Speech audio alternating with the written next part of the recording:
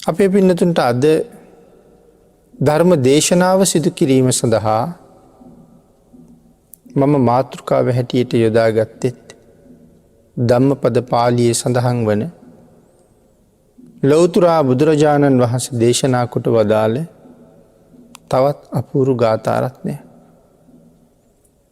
මේ ගාථා රත්නය අපේ බුදුරජාණන් වහන්සේ දේශනා කළේ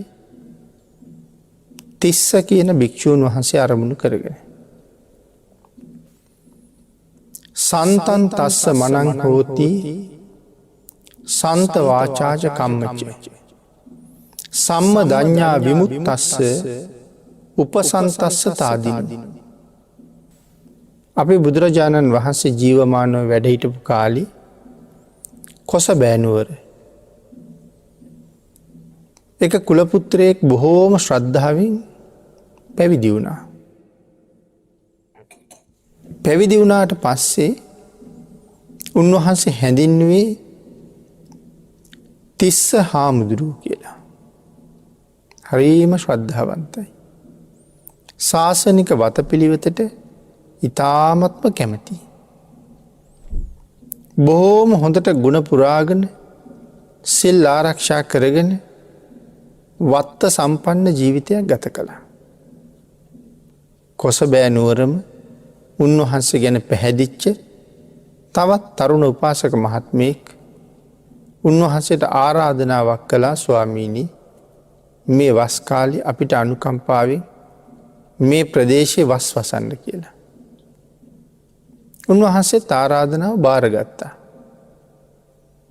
වස් 3 මාසෙ උන්වහන්සේගේ ගුණධර්ම වැඩියෙන් දියුණු කර ගනිමින් උන්වහන්සේ ළඟට එළඹෙන දායක කාරකාදීන්ටත් ගුණධර්ම වතපිළිවෙත කියා දෙමින් බොහොම ලස්සන වස් කාලයක් ගත වුණා. දැන් වස් කාලය ඉවර වෙලා උන්වහන්සේ වඩින්නයි සූදානම.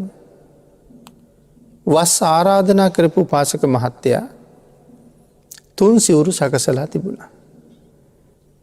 ඒ සිවුරුත් අරගෙන ඒ වගේම ගිතෙල් උක්හකුරු මේ වාගේ දේවලුත් පිළියෙල කරගෙන තිස්ස ස්වාමීන් වහන්සේ ළඟට ඇවිල්ලා ඒ චීවර ආදියත් අනික් බෙහෙත් සඳහා අවශ්‍ය සියලු උපකරණත් උන්වහන්සේගේ පාද මූලයේ තියලා පූජා කළා. ස්වාමීන් වහන්සේ ඒ වෙලාවේ ඇහුවා මේ මොනවද කියලා. උපාසක තැන මතක් කළා, ස්වාමීනි ඔබ වහන්සේට සිවුරු, ඔබ වහන්සේට බෙහෙත් සඳහා අවශ්‍ය කලමන. උන්වහන්සේ සඳහන් කළා මොකටද මෙව්වා මට කියලා. උපාසක මහත්තයා ඇහුවා, ස්වාමීනි ඔබ වහන්සේ අපේ ආරාධනාවෙන් මේ ආරාමේ වස් වැසුවා. වස් අවසාන කරලා පවාරණය කරලා වඩින්න සූදානම් වෙනකොට මෙහෙම පූජාවක් කරන එක මගේ යුතුයකමක් කියලා.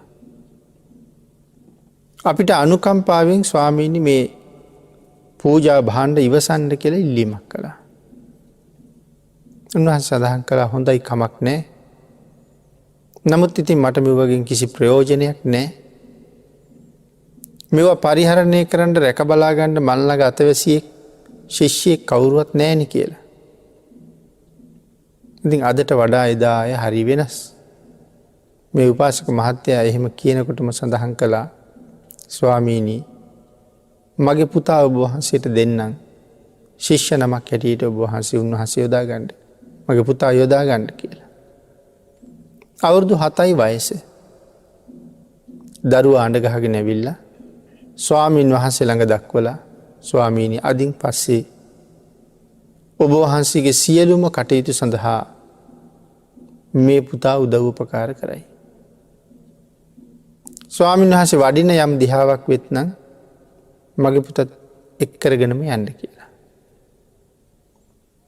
ස්වාමීන් වහන්සේ කල්පනා කළා හොඳයි. එහෙනම් මේ දරුවා දැන් පැවිදි කරන්න ඕනේ කියලා. පැවිදි කරන්න අවශ්‍ය කටයුතු ඔක්කොම ලෑස්ති කරගෙන චීවර ආදිය පිළියෙල කරලා කෙස් බාලා තච පංචක කර්මස්ථානයේ කෙස් රොදක් අතට දීලා සිහිපත් කරන්න කියල මතක් කරලා දරුවගේ කෙස් බෑම ආරම්භ කළා.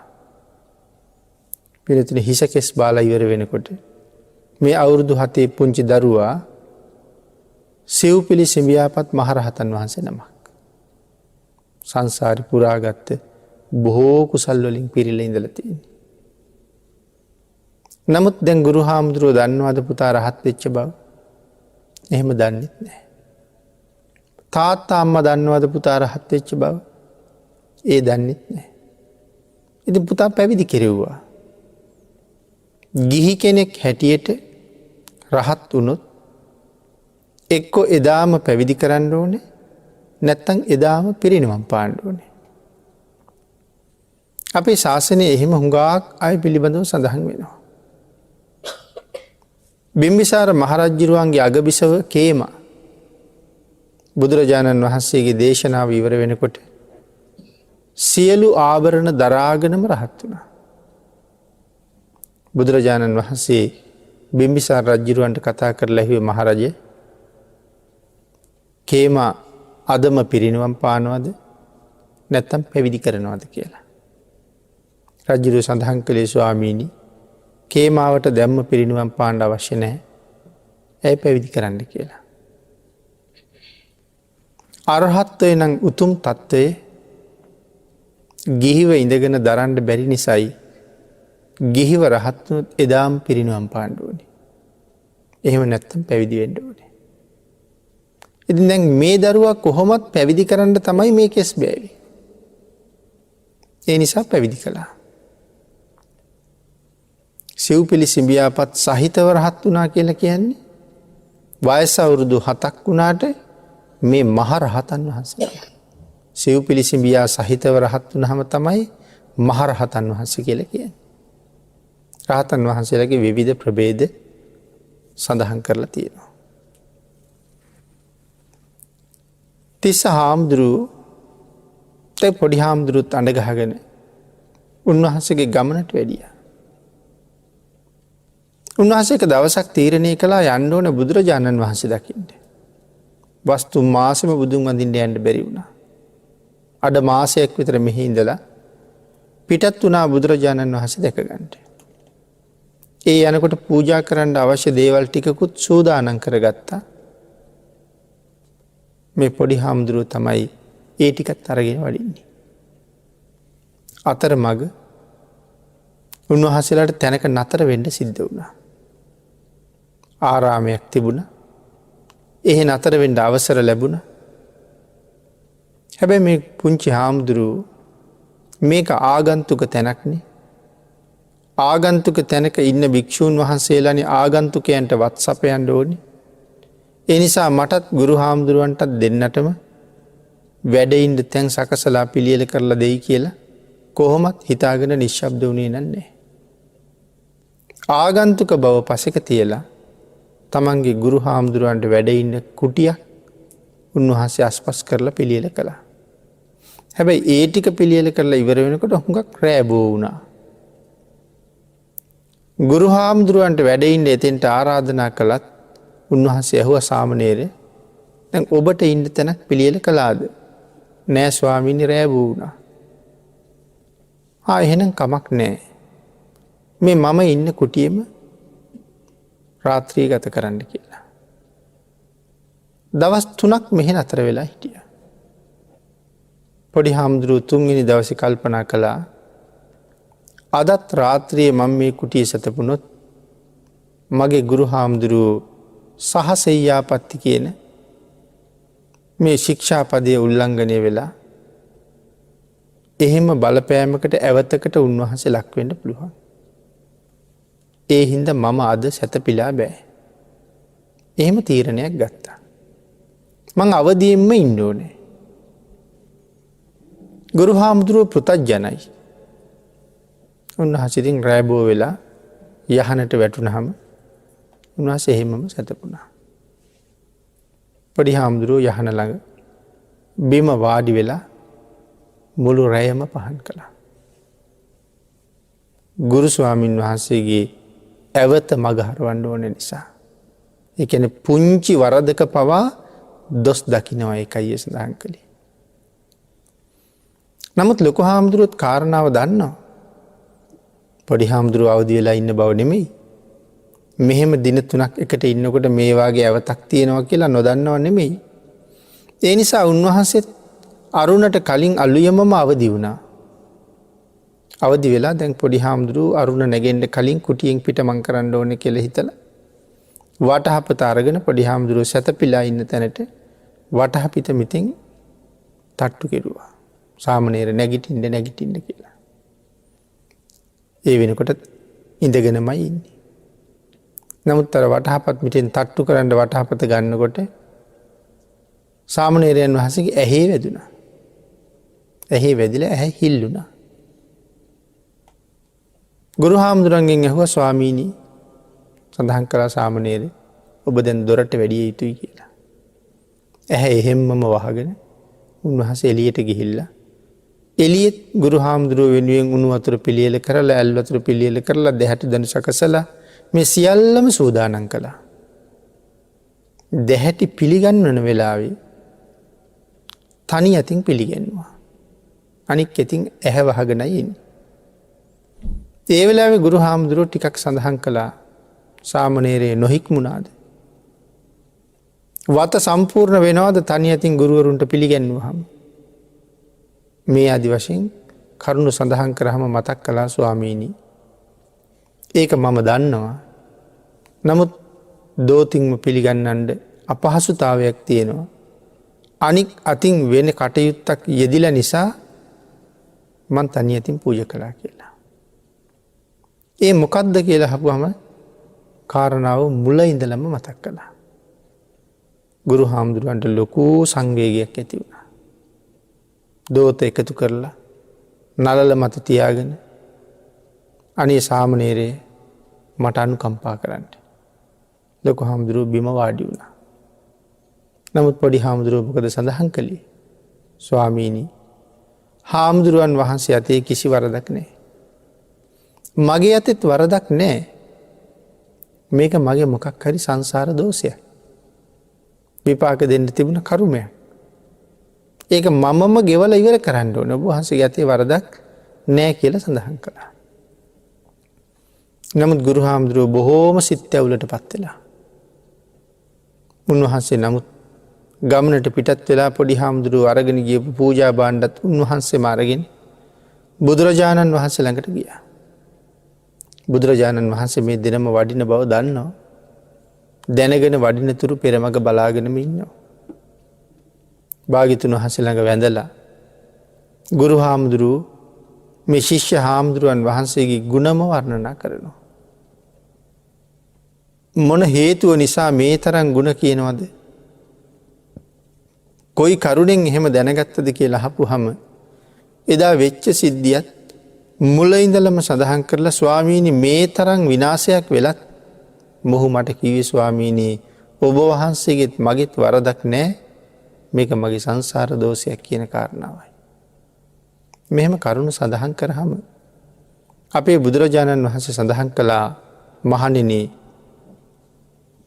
එහෙම ද්වේෂයක් ඇති කරගෙන ගුරු හාමුදුරන්ට චෝදනා කර කර කටයුතු කරන්න තරම් රහතන් වහන්සේලා ළඟ කිසිම ක්ලේශයක් නැහැ. ද්වේෂයෙන් කිපෙන සුළු බවක් රහතන් වහන්සේ සතුව කොහොමවත් නැහැ. රහතන් වහන්සේ සංසුන් සිත් ඇති කෙනෙක්. සංසුන් ඉන්ද්‍රියන් ඇති කෙනෙක්. ඒ නිසා මෙවන් දෙයකදී කෝපයක් කලකිරීමක් කොහොමත් උන්වහන්සේලා ළඟ නැහැ කියලා. අන්න එදා තමයි ගුරු හාමුදුරුවෝත් දන්නේ. අනික් හාමුදුරුවෝත් දන්නේ.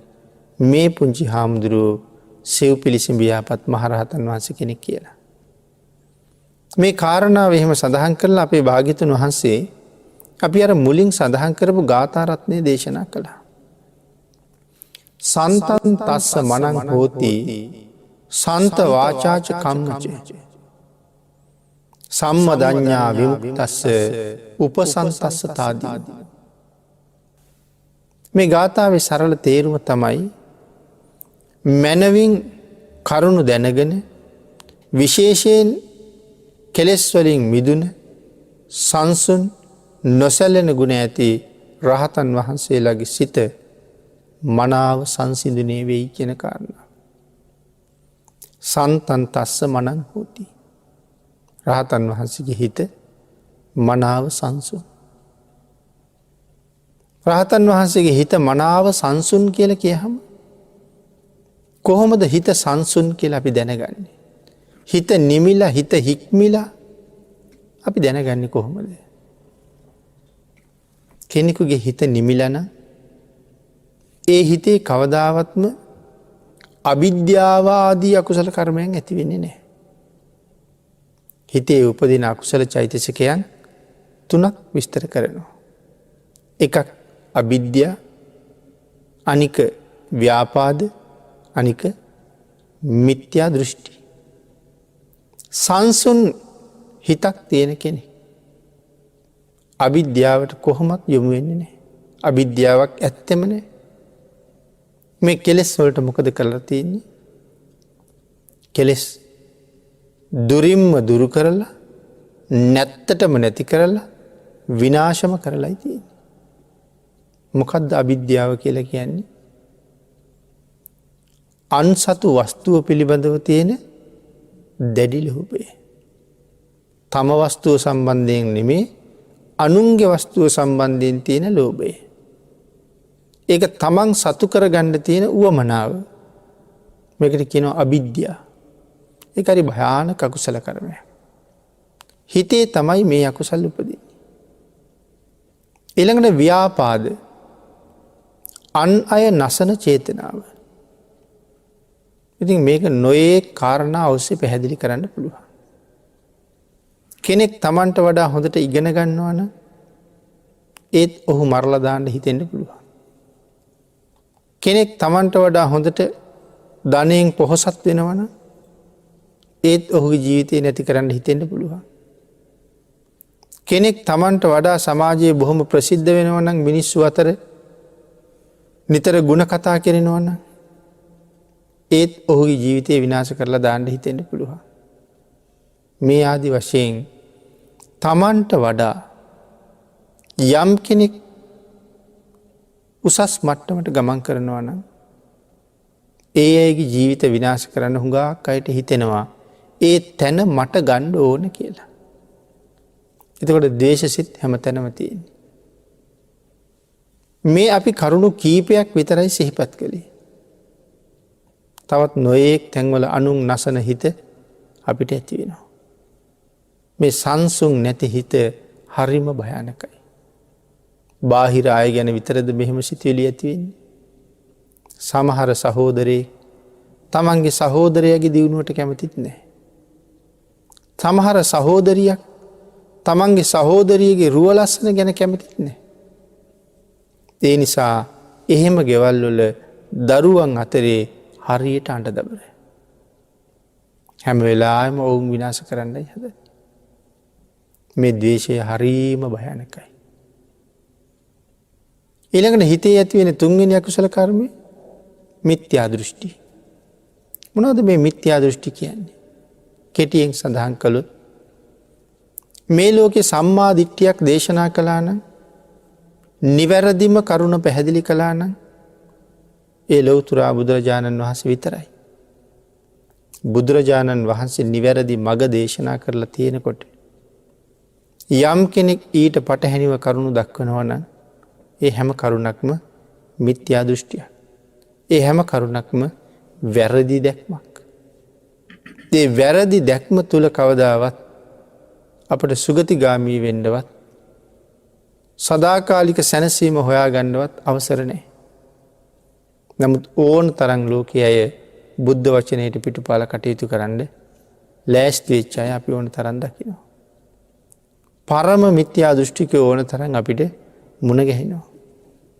නමුත් ශ්‍රද්ධාව තියෙන කෙනා කොයි තරම් තර්ක කෙරුවත් මේක ලෞතර බුදුරජාණන් වහන්සේ මෙහෙමයි දේශනා කරලා තියෙන්නේ කියලා කිව්වොත් තමන්ගේ තර්කය එතනම නවත්වනවා. අහවල් ගුරුවරයා කීවත් පිළිගන්නේ නැති වෙන්න පුළුවන්. අහවල් විද්‍යාඥයා කීවත් පිළිගන්නේ නැති වෙන්න පුළුවන්. අහවල් ප්‍රඥා කීවත් පිළිගන්නේ නැති වෙන්න පුළුවන්. නමුත් බුදුරජාණන් වහන්සේ දේශනා කරලා කියලා කීවොත් තමන්ගේ මතේ එතනම නවත්ත ගන්නවා. නමුත් සමහර කෙනෙක් ඉන්නවා ඔහොම නෙමෙයි කවුරු කීවත් මම පිළිගන්නේ නැහැ කියලා තර්ක කරන අය ඉන්නවා. තමන්ගේ මතේමයි හරි කියලා එල්බ ගත්ත අය. වැරදි මතවලට ගමන් කරලා. මේ මිත්‍යා දෘෂ්ටිය අපි කවදාවත් සුගතිගාමී කරන්නේ නැහැ. ලෝකේ තියෙන භයානකම අකුසල් 5ක් ගැන අපි කතා කරනකොට ඒ ආනන්තරීය පාප කර්ම. ඊටත් වඩා ලොකු කර්මයක් තියෙනවා නම් ඒ මිත්‍යා දෘෂ්ටික කර්මය. ආනන්තරීය පාප කර්ම කරපු කෙනා කල්පාන්තයේදී මහා කල්පයක් පුරාවට විපාක දෙන මේ මහා අකුසලය මහා කල්පයක් විපාක දෙන්න කාලයක් නැහැ. මහා කල්පයේ විනාශ වෙන්නයි හදන්නේ. එහෙමනම් ඔවුන් ඒත් නිරයෙන් මිදෙනවා. නමුත් සඳහන් කළා මිත්‍යා දෘෂ්ටි කර්මය කරගත්ත කෙනා මේ සක්වල කල්පාන්තයේදී විනාශ වෙනකොට සියලුම අපායවලුත් විනාශ වෙනවා. මෙන්න මේ පෞකාරයා මේ කල්පාන්තයෙන් විනාශ නොවෙන වෙනත් සක්වලක නිරයකට මාරු කරනවා කර්මය විසින් කියලා. ඒ තරම්ම භයානක අකුසලයක් මිත්‍යා දෘෂ්ටිය කියලා කියන්නේ. එතකොට මේ අකුසල් ඔක්කොම හටගන්නේ කොහෙද? හිතේ. යම් කෙනෙකුගේ හිතේ මෙවන් අකුසල් නූපදිනවා නම් අන්න ඒ හිත සංසුන් කියලා කියනවා. සංසිඳුණු සිත. බණ අහන නිසා ධර්මයේ යම් පමණකට දන්න නිසා අපි බුදුරජාණන් වහන්සේට විරුද්ධ වෙන්නේ නැහැ. නමුත් ධර්මයේ දන්නේ නැති ප්‍රමාණයේ ඉඳලා අපි බුදුරජාණන් වහන්සේට විරුද්ධ වෙන්න තියෙන ඉඩකඩ ඉදිරියට බොහොම වැඩි. එහෙම නැත්තම් හිතේ පූර්ණ විශ්වාසයක් ශක්තියක් උපදව ගන්න ඕනේ. භාග්‍යතුන් වහන්සේ නම් දේශනා කළේ කවදාවත් මම ඒකට පිටුපාන්නේ නැහැ කියලා. එදාටයි බුදුරජාණන් වහන්සේගේ සරණ පවා අපිට ලැබෙන්න පටන් ගන්න. නමුත් පින්නතේ අපි මිත්‍යා දෘෂ්ටි වලට යන්නේ නැහැ. තුනුරුවන් පිළිබඳවත් හොඳට දන්න නිසා. ඒ වුණාට අපේ හිතේ ඕන තරම් අවිද්‍යාව ව්‍යාපාදේ නම් ඇති වෙන්න එක නවත්තන්න බැරි වෙයි. නමුත් හිත සංසිඳුණා කියලා කියන්නේ මේ කාරණා දෙකත් මේ චිත්ත සංතානයේ නූපදින දවසටයි. එතකොට හිතෙන් කරන වැරදි තුනයි. ඊළඟට සඳහන් කළා සන්ත වාචාච කම්මච වචනයෙන් කරන වැරදි වලිනුත් මැග හැරුණ කෙනා අත්හැරුණ කෙනා වචනයත් සංවර කරගත්ත කෙනෙක්. වචනයෙන් වැරදි කීයක් අපි කරනවද? 4ක් කරනවා. බොරු කියනවා, කේලම් කියනවා, පරුස වචන කියනවා, හිස් වචන කියනවා. යමෙක් හැබෑවටම තමන්ගේ වචනේ සංවර කරලා නම් ඔහුගෙන් මේ වැරදි 4ම වෙන්නේ නැහැ. මේ 4ම කාගෙන් හරි නොවෙනවා නම් ආන් වචනයෙන් සංවර කෙනෙක්. එතකොට මේ දේශනාවල් අහනකොට අපි හැම වෙලාවෙම මේ සඳහන් කරපු කාරණාව විතරක් අහගෙන හිටියහම ඒක අපේ ජීවිතයට බද්ධ වෙන එකක් නෑ හරියට. මේ කරුණ අහහ එහෙනම් මම වචනයෙන් සංවරද? මම මනසින් සංවරද? මගේ සංවර වෙන්න තව කොච්චර ප්‍රමාණයක් තියෙනවද? වචනයෙන් කෙරෙන වැරදි 4යි. මේකෙන් මං අතින් සංවර මදි කොයි කරුණු සම්බන්ධයෙන්ද? මුසාවාදානම් ශික්ෂාපදයේ උල්ලංඝනය කරන්නෙම නෑ කියලා කෙනෙක් හිතන්න පුළුවන්. ඇත්තටම මතක ඇති කාලෙක ඉඳලා බොරුවක් කියලාම නෑ වෙන්න ඇති. ඒ වුණාට තණ්හාව තව හුඟ තියෙන හින්දා ද්වේෂය අපේ හිතේ තියෙනවා. දැන් ද්වේෂය හිතෙත් සිද්ධ වෙන කුසලයක් හැටියට පැහැදිලි කළානේ. මේ ද්වේෂයත් එක්ක තමයි මේ පරුස වචනය කියන එක එන්නේ. කේන්ති නොගිය කෙනෙකුට පරුස වචන කියන්න බෑ. හැබැයි නොයෙක් වර පැහැදිලි කරලා දීලා තියෙනවා සාමාන්‍ය සම්මත සමාජයේ පරුෂ වචනයයි කියලා සලකන කාරණා වචන විතරක් නෙමෙයි පරුෂ කියලා කියන්නේ ද්වේෂය මුල් කරගෙන යම් කෙනෙක් තව කෙනෙකුට වර පළතෝ ආදී වචන ප්‍රකාශ කරනවා නම් ඒ ඔක්කොමත් අයිති වෙන්නේ මෙන්න මේ ද්වේෂ ගණයට. නැත්නම් පරුෂ වචන ගණයට. තෝ කියලා කියන වචනයත් පරුෂ වෙන්නේ වචනේ රළු ස්වභාවය අනුව. ඒ වචනේ එළියට යන්න හිතේ තියෙන ස්වභාවය අනුව. බොහොම ආදරෙන් සෙනෙහසින් තෝ කියන්නත් පුළුවන්. ඉතා රළු සිතින් යුක්තව තෝ කියන්නත් පුළුවන්. එහෙනම් හිතේ ස්වභාවයට අනුව වචනේ පරුෂද නැද්ද කියන එක තීරණය වෙනවා.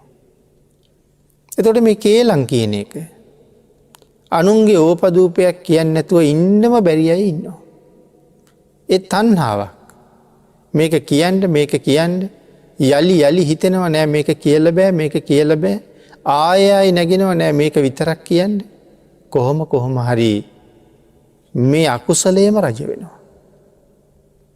එහෙම බේරෙන්න නම් ඒ කේලම කියන්න නැත්තම් ඒ අනුන්ගේ කාරණාව කතා කරන්න ආපු සිත යටපත් කරන්න වෙනත් කුමර හෝ ප්‍රබල දෙයක් කරන්න වෙනවා.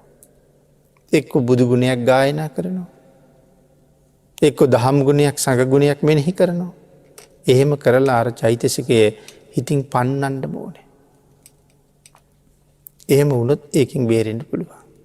නැත්තම් බොරු නොකීවට අනික් තුනම සිද්ධ වෙන්න තියෙන ඉඩකඩ ඊටාම වැඩි. අල්ලාප සල්ලාප දොරවන එක සාමාන්‍ය අපි හැමෝගෙම සිරිතයි. නමුත් දෙදෙනෙක් එකතැන මුණ ගැහුණු වෙලාවක් කතා කරන්න කිසිම දෙයක් නැත්තං ධර්ම කාරණාවක් සාකච්ඡා කරන එක තමයි වටිනවා කියලා සඳහන් කළේ.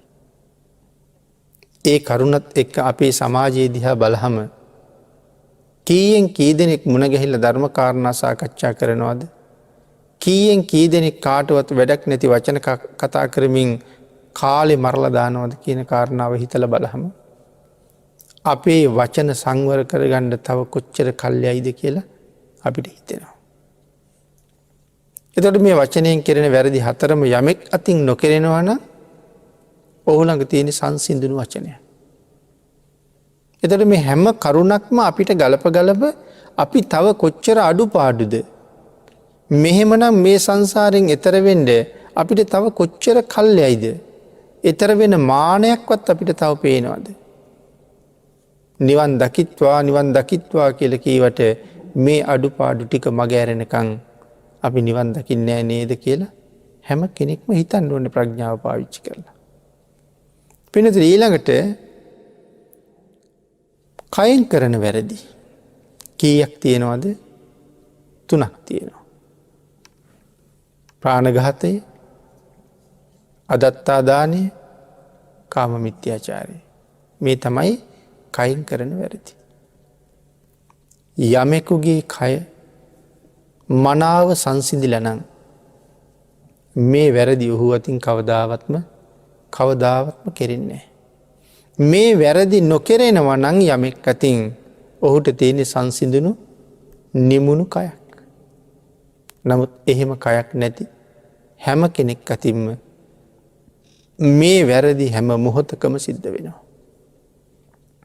මේ කාරණාව බුදුරජාණන් වහන්සේ මනාව පැහැදිලි කළා.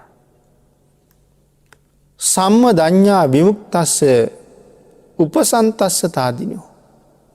එතන භාග්‍යවතුන් වහන්සේ පැහැදිලි කරනවා සම්මදඤ්ඤා විමුක්තස්ස.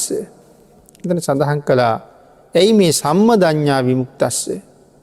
මනවින් දැන වෙසසින් මිදුන නිසා උපසන්තස්ස සංසුන් වූ කියලා කියනවා.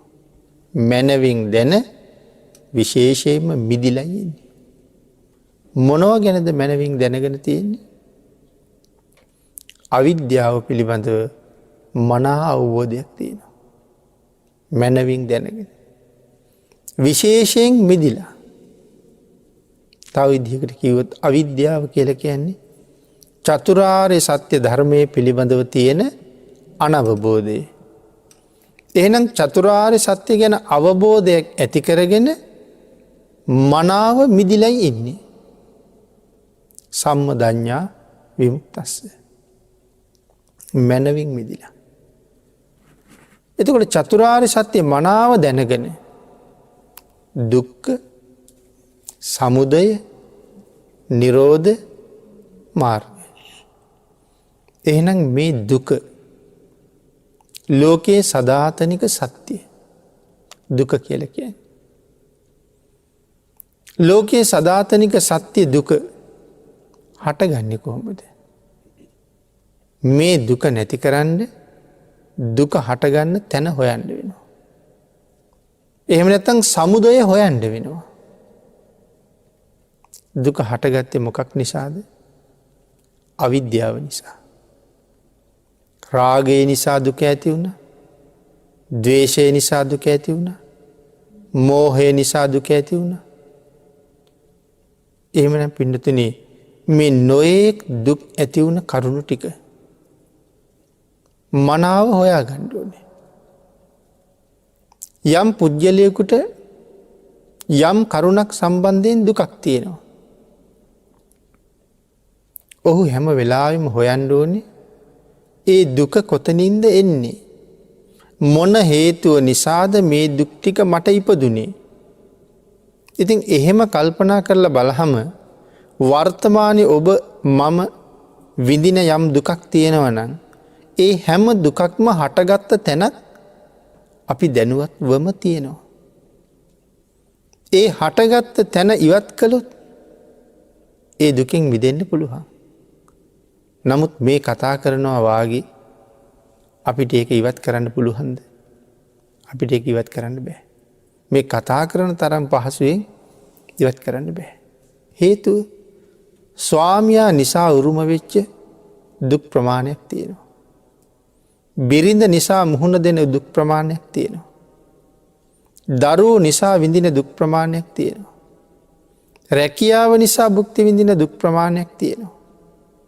ඉඩකඩම් නිසා යාන වාහන නිසා දේපොළ නිසා භුක්ති විඳින දුක් ප්‍රමාණයක් තියෙනවා.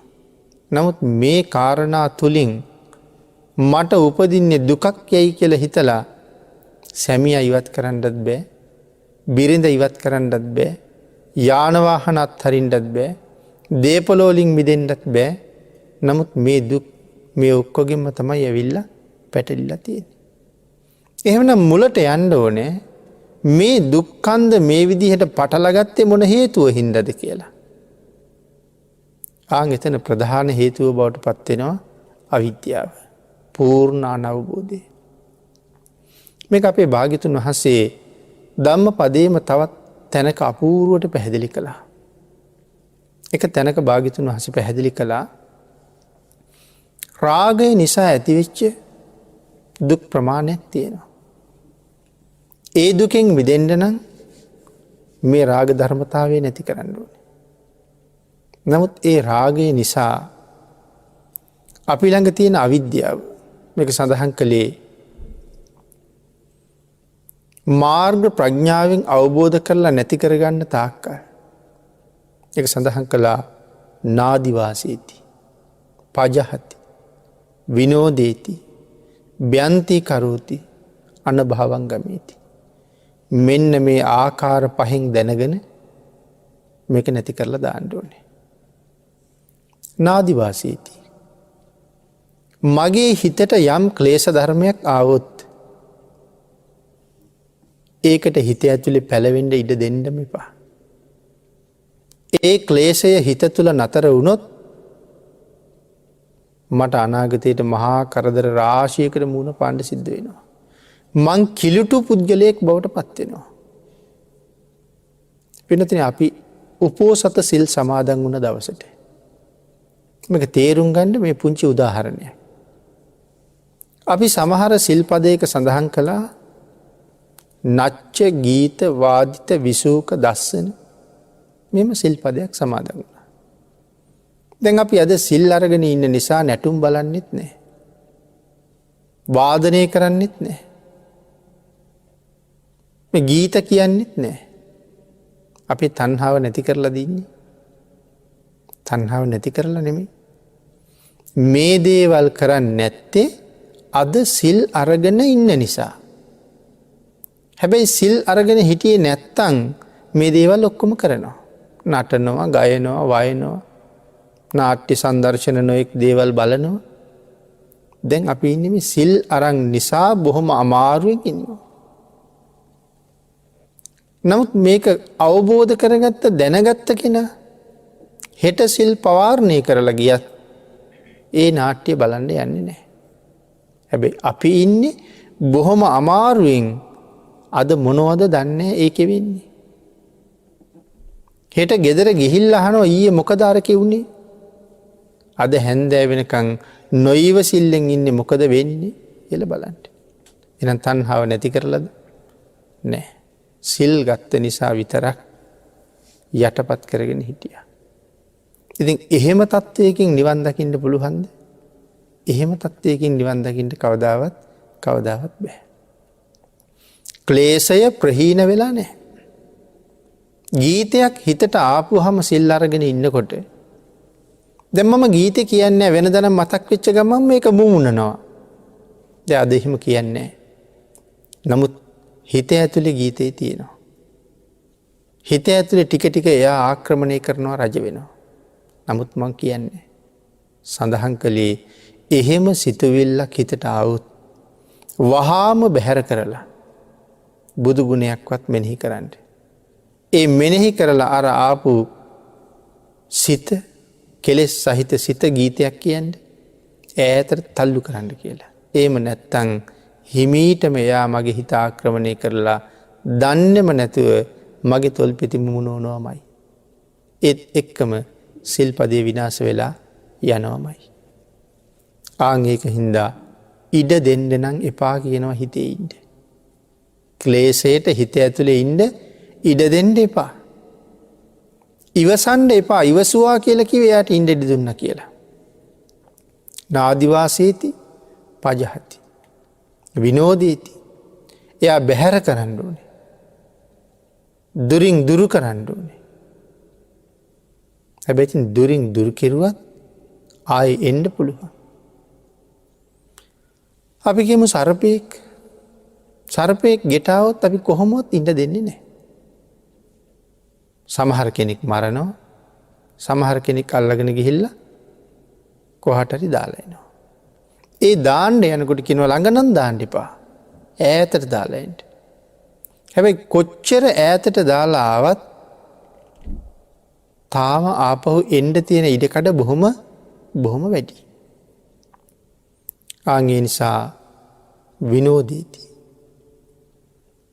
ඊළඟ සඳහන් කළා ව්‍යන්ති කරෝති. නැත්තට නැති කරන්න. අපි සඳහන් කළොත් යම් ගහක් තියෙන තැනට කරදරයි. අපි ඒක කපලම දානවා. දැන් ගහ නැහැ, කරදරයකුත් නැහැ. හැබැයි තව මුල තියෙනවා. මාස කීපයක් යනකොට අර මුලෙන් ආයි ගහක් හැදිලා. ආයි කපනවා. ආයි හැදෙනවා. තනකොළ ටික සුද්ධ කරන්න ගියහම බලන්න. තනකොළ කපන එකක් අරගෙන මුලින්ම කපනවා. ඒ වුණාට ඉතින් සතියක් විතර යනකොට ආයෙත් ඇවිල්ලා. උදුළු ගාලම දානවා. ආයෙ ටික දවසක් යනකොට සමහර මුල් ආයෙත් ඇවිල්ලා. එහෙනම් අනභවංගමීති.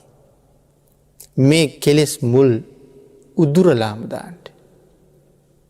මාර්ග ප්‍රඥාවෙන් මනාව දැනගෙන නැත්තටම නැති කරලා දාන්න. එහෙමනම් සමුදය සත්‍යය. සමුදය කීවේ රාගයට, දේශයට, මෝහයට මේ ආදී අකුසල ධර්මයන් නිසා අපිට හැම වෙලාවෙම ඉපැද්දෙව්ව මොකද්ද? දුක.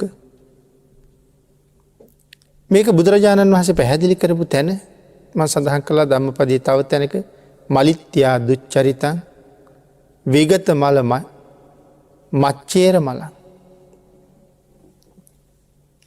ස්ත්‍රියට දුෂ්චරිතය මහ කිලුටක්. දුසිරිත මහ කිලුටක්. ඇයට හැමෝම බනිනවා. අනාචාරය යනවා කියලා. එතකොට ඇයට එහෙම හැඟීමක් ආවේ ඒ රාගය නිසා. රාගය නිසා ඇය අනාචාරයන්ට පටන් ගත්තා. දැන් අනාචාරය යනකොට ගෙදරාය බනිනවා. සහෝදර සහෝදරියෝ බයිනවා. පවුලේ අනික් අය බයිනවා. යාළුවෝ මිත්‍රයෝ බයිනවා. ඒ විතරක් නෙමෙයි. සමහර වෙලාවට ගමේ ප්‍රදේශයත් බනිනවා. දැන් පාරේ බහින තැන බැනුම් අහනවා. දුකක් නැද්ද? දුක. සමිතියකට යනවා. උත්සවයකට යනවා. මගේ මූණ දිහා බල බල අනික් අය ආපහු තම තමන්ගේ මූණ දිහා බල බල මොනවද මූණනවා. මට හිතෙන මම ගැනයි කියන්නේ කියලා. ආයෙත් හිතේ දුකක් ඇති වෙනවා. දැන් මේ දුක් කන්ද ඇති වුණේ මොකක් නිසාද? අර රාගය නිසා. මම අනාචාරී යන නිසා. අනාචාරී නොගිය නම් ඒ දුක නැහැ. ඊළඟට තව අපි කුඹුරක් හේනක් වවා ගත්තාම මහා දුක්ඛන්දරාවක් එතන ගොඩ නැගෙනවා. නියගේ ඇති වුණොත් භෝග මැරෙන නිසා දුකයි. ඊළඟට මීයන්ගෙන් මොනරුන්ගෙන් තවත් නොයෙක් සත්තුන්ගෙන් රිලවුන්ගෙන් වඳුරන්ගෙන් භෝගවලට කරදරයි. උදේ ඉඳලා රෑ වෙනකම් හේනේ ඉන්න ඕනේ. දැන් ආයි දුකයි. ඒ සත්තු විනාශ කරන්න කියලා වසවිස යොදන්න පුළුවන්. ඊට පස්සෙත් මිනිස්සු බයිනවා මේ සුනකෝ මැරිලා තියෙනෙත් අහවලා වහදීලා. මේ කුරුල්ලෝ මැරිලා තියෙනෙත් අහවලා වහදීලා. ඉතින් ඒ හේතුවෙනුත් මෙහි බැනුම් අහනවා. ආයිත් දුකයි. ඊට වඩා මම මහන්සි වෙලා වවාපු දේවල් විනාශ වෙනකොට ඊට වඩා දුකයි. හැබැයි මෙහෙත් දුක විඳලා ඉවරයක්ද? නිරයේ ගිහිල්ලත් බොහෝ දුක් විඳින්න වෙනවා. ඒ අර තණ්හාව නිසා. අර රාගය නිසා. එහෙමනම් සමුදය. සමුදය නිසා සමුදය සත්‍ය නිසා දුක්ඛ සත්‍ය ඇති වුණා. එහෙමනම් මේක අවබෝධ කරන්නේ මොකෙන්ද? මාර්ග ප්‍රඥාවෙන්. රාගසිත දමනය කළා නම් යම් කෙනෙක් ඒ සිල්වත් කෙනෙක්නේ. රාගය දමනය කළා නම් සිල්වත්.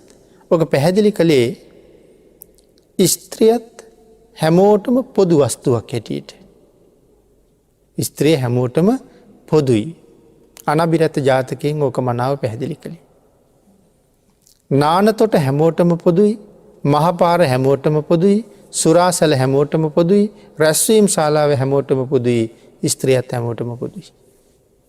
නමුත් යම් කාන්තාවක් ඒ පොදු බව වළක්වා ගත්තනම් ඇය සංවර වෙච්ච හින්දයි. සිල්වත් වෙච්ච හින්දයි. ඇය සංවර නිසා සිල්වත් නිසා අනාචාරය යන්නේ නැහැ. සිල්වත් නොවුන සංවර නුවන හැම කෙනෙක්ම හැමෝටම විවෘතයි. ඔවුන් අනාචාරය යනවමයි. එතකොට මේ සදා සංචාර සම්පන්න බව සීලේ සහ හික්මීම නිසා නෙමෙයිද අපි ගාව තියෙන්නේ. ඒක නැති හැම තැනම අපි පොදු වස්තුවක් බවට පත් වෙනවා. එතකොට ඇය අනාචාරය යන නිසා පවුලේ අයගෙනුත් අසුරු කරන අයගෙනුත් බැනුම් අහලා මෙලොව දුකටපත් වුණා. නොයෙක් ලෙඩ රෝග වලට ලක් වෙලා මෙලොව දුකටපත් වුණා. මැරිලා ගිහිල්ලා අපායේ ඊට වඩා දුක්ඛන්දරාවක් විඳිනවා. මට මේ බැනුම් අහන්න සිද්ධ වෙන්නේ මගේ තියෙන මේ අඩුපාඩුව හින්දයි කියලා කල්පනා කෙරුවොත්, ඇය අඩුපාඩුව නැති කරගත්තොත්, ඇය එතන ඉඳලා සංවර වෙන්න පටන් ගත්තොත්, ඇය සිල්වත් වෙනවා කියලා කියන්නේ එතන මාර්ග ප්‍රඥාවට අයිති. මේ මාර්ග ප්‍රඥාව දැනගෙන ඒක අවබෝධ කරලා දුක උපදින තැන නැති කරපු කෙනා නිරෝධය හොයාගන්න වහ කටයුතු කරනවා. රහතන් වහන්සේ කියලා කියන්නේ මනාව දැනගෙන එයින් මිදුන නිසා, සම්මදඤ්ඤා මනාව දමනය වුණ නිසා, දැනගෙන දමනය වුණ නිසා. මොනවද දැනගත්තේ? සසර දුක දැනගෙන අවිද්‍යාව ප්‍රහීණය කරලා සංසාරයෙන් එතර යන්න විද්‍යාව පහළ කරගන්න මනාව දැනගෙන කටයුතු කළා. හැම දුකක්ම උපදින තැන දැනගෙන හැම දුකක් උපදිනම හැම මූලයම ගලවලා විසි කරලා දාලා තියෙනවා. ආන්ගේ නිසා අවිද්‍යාව බැහැරම කරලා දාලා. කොහොමද සඳහන් කළේ? අවිද්‍යාව නම් ළඟවත් තියාගන්න එපා කියලා බුදුරජාණන් වහන්සේ දේශනා කරන්නේ. සමහර දේවල් අපි ළඟ තියාගන්න කැමති, අවිද්‍යාව ළඟවත් තියාගන්න එපා කිව්වා. මේ කරුණ හොද්දටම වැටහෙනකොට තමයි පාප මිත්‍රයා දුරින්ම දුරු කරන්න ඕන කියලා වැටහෙන්න ගන්නේ. අපිට එතෙක් මේක කොච්චර කිව්වත් පාප මිත්‍රයෝ ඇසුරු කරනවාමයි අපි. උදාහරණයක් හැටියට සඳහන් කළොත් ධර්ම දේශනාවේ කාලයත් නිමා වෙලා වැලි, සමහර වැලි අතේ තියාගෙන ඉන්න තරම් පුදුම ආසයි. ඊටාම සිනිදුයි. ශරීරයේ ස්පර්ශ වෙනකොටත් හරි මිහිරි, කැට නැති, රොඩු නැති, හරීම පිරිසිදු සීනි වාගේ වැලි. ඔය ගංගාවල් වල හේදිලා ගියපු සමහර තැන්වල අපි දකිනවා. ඒ හින්දා අතේ තියාගන්න හරි කැමතියි ඕක. හැබැයි මෙහෙම අතේ තියාගෙන ඉන්න වෙලාවේ කවුරු හරි එක්ක කතා කර කෙනෙක් හිමීට ඇවිල්ලා යටින් අතට පාරක් ගහනවා. අර වැලි ටික ඔක්කොම විසි වෙනවා කට ඇතුළට. දැනුත් එයා කට ඇතුළෙත් මේ වැලි ටික එහාට මෙහාට අමුක් කර හරි ෂෝක් වැලි කිය ඉන්නවාද? කටට ගියපු ගමම්ම ආපහු අපි ඒක පුදුම වේගෙන් එළියට විසි කරනවා. ආන්ගේ වැලි ටික කටින් දුරු කරන්න යම්සේද ආන්ගේ වාගේ මේ අවිද්‍යාව ළඟවත් තියාගන්න නැතුව දුරු කරන්න කිව්වා. අන්න එහෙම දුරු කරපු උත්තමයන් වහන්සේ සදාකාලික දුකින් නිදහස් වුණා. එනම් භාග්‍යවතුන් වහන්සේ සඳහන් කළා මෙවන් රහතන් වහන්සේලාට එවන් සිතින් කයින් වචනයෙන් කවදාවත් දේශසිත ඇති වෙන්නේ නැහැ. නැත්නම් මනසින් කෙරෙන අකුසල් කෙරෙන්නේ නැහැ, වචනයෙන් කෙරෙන අකුසල් කෙරෙන්නේ නැහැ, කයින් කෙරෙන අකුසල් කෙරෙන්නේ නැහැ. මේ දේශනාව බුදුරජාණන් වහන්සේ නිමා කරනකොට අර පොඩි හාමුදුරුවන්ගේ ගුරු හාමුදුරුවෝ තිස්ස හාමුදුරුවෝ උන්වහන්සේත් සිව් පිළිසිඹියාපත් මහරහතන් වහන්සේ කෙනෙක් බවට පත් වුණා. එහෙමනම් මේ ගාථා රත්නයේ තුල අපිට අපි දිහා ආපහු හැරිලා බලන්න, සිත කය වචනය පිළිබඳව ආපහු සැරයක් හිතන්න. මේ තිදොර නිසා සසරට කොයි තරම් බැඳිලාද? මේ තිදොර නිසා නේද සංසාරේ අනාදිමත් කාලයක් මේ දුර ඇවිදගෙන එන්නේ? මේ දස අකුසලයෙන් ගැලවුණ කෙනා මේ සසරින් මිදෙන්න පාර හදනව නේද කියන කාරණාවල් හිතලා අපි යම් උත්සාහයක යෙදුනොත්, යම් ගවේෂණයක් කරන්න පටන් ගත්තොත්, යම් කැපකිරීමක ව්‍යායාමයක යෙදුනොත් අනික් දේවල් කරන්න උත්සාහ දරනවා වගේ මම කොහොම හරි මගේ කය සංවර කරනවාමයි, මම කොහොම හරි මගේ වචනේ සංවර කරනවාමයි, කයයි වචනයයි සංවර කරගත්තොත් මනාව ඔහු ළඟ තියෙන්නේ හොඳ සීලයක්. මේ දෙක සංවර කරන්න පුළුවන් වෙන්නෙම සීලය තුලින්. හැබැයි සීලයෙන් කවදාවත් හිත සංවර කරන්න බෑ. හිත සංවර කරන්න වෙන්නේ සමාධියෙන්ම විතරයි. ඒක කරන්න භාවනාවක් ඕනේ. අපිට තරහ යනවා ඕන තරම්. බාහිර අය හිතාගෙන ඉන්නේ තරහ යන්නේ නැති කෙනෙක් කියලා. නමුත් එයාට තරහ යනවා, තරහ පෙන්වන්නේ නැහැ. මගේ හිතේ උපදින සියුම් ද්වේෂසිත හඳුනගන්න හොඳ විදර්ශනාවක් තියෙන්න ඕනේ. පින්කමක් කරනකොට අපිට පින් සිතුවිලි විතරද උපදින්නේ? අපිට උපදින පව් සිතුවිලි ගැන අපිට ගාණක්වත් නැහැ. ඒ හොඳ ප්‍රඥාවක් නැති හින්දා. නමුත් හොඳ සමාධියක් තිබ්බ කෙනෙක් මේ පින්කම ඉවර වෙනකොට මට පව්කාර සිතුවිලි කොච්චර උපන්නද කියන කාරණාව හොඳටම දැනගන්නවා. අපිට එහෙම සමාධියක් නැති හින්දා අපේ හිතේ මහ ලොකු පින්කමක් විතරක් කළා කියලා. මේ පින්කම කරන වෙලාවේ කුසල්මයි පිරුණේ කියලා. නෑ, පින්කමත් එක්ක හරියට අකුසලුත් පිරුණා. ආන් එක දකින්න හොඳ සමාධියක් ඕනේ. එහෙනම් හිත দমনය කරන්න පුළුවන් වෙන්නේ සමාධිය. එහෙනම් තමන්ගෙත් හිත කය වචනේ සීලයෙන් සංවර කරගෙන මනා භාවනාවකින් හිතත් සංවර කරගත්ත කෙනා මෙලොවින් සමුගන්නේ හරි සතුටින්. මරුණට පස්සේ මීට වඩා හොඳ තැනක් මිස මීට වඩා පහත් තැනක් නැහැ.